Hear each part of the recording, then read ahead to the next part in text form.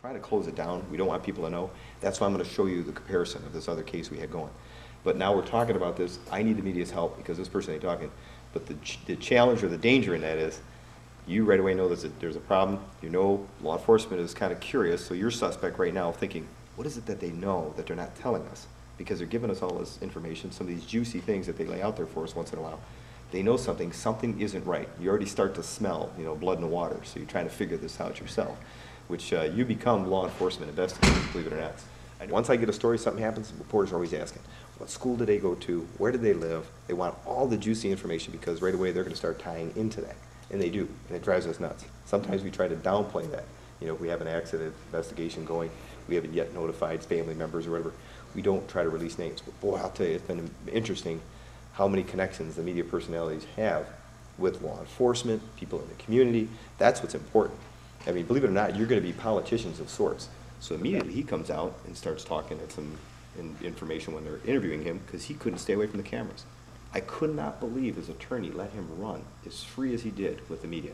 And his attorney was a good attorney. He really was. I was shocked that his attorney didn't say, sit down, shut up, I'll be your spokesperson.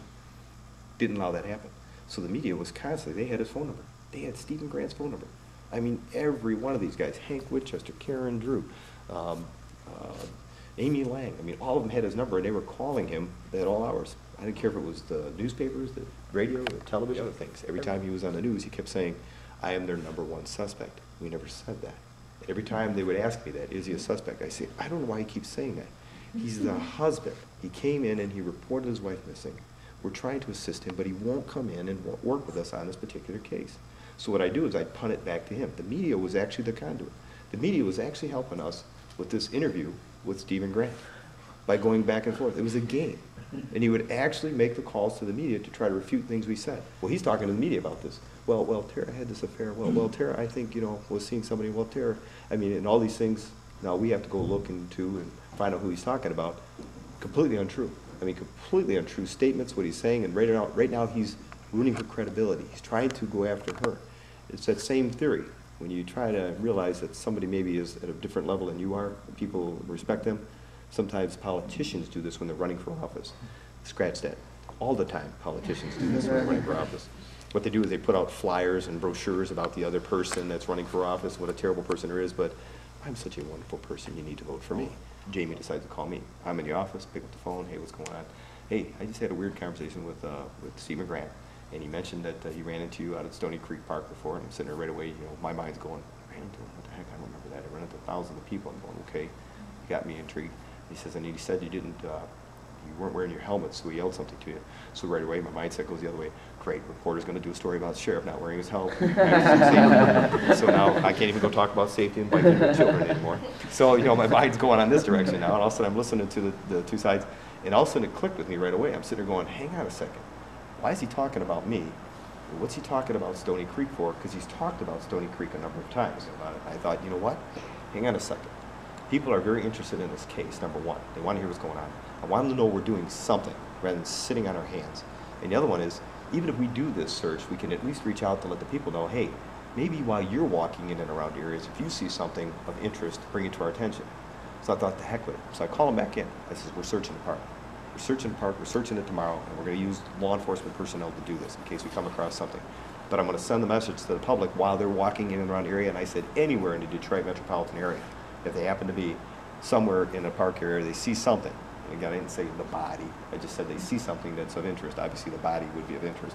But I want to make sure they bring it to our attention, because one of the reporters from the Free Press calls me up and says, hey, can Stephen Grant participate or be part of that search? Because he said he knows that park like the back of his hand, and it would probably be beneficial if he was there.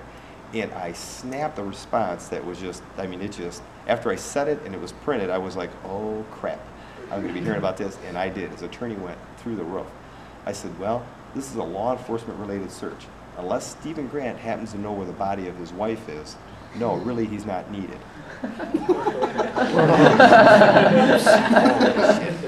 First it was on the online version, so it came out almost an hour after I said it. His attorney went through the roof. He's screaming and hollering. He's having an absolute field day with it.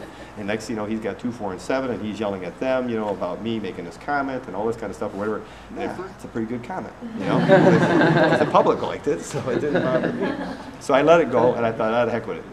But he staged from the media. He called the media a couple days before we did the search.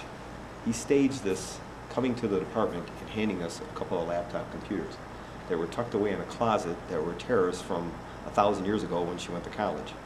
He came in to try to give this good faith effort, and oh my God, the media, I just wanted to just like grab him once again and strangle him, because they kept portraying it as, look, here comes Stephen. Oh, isn't that nice? He's coming here to give out the, and the police are so mean to him. And I'm thinking, this is a stage. That's not the dang computer that I want.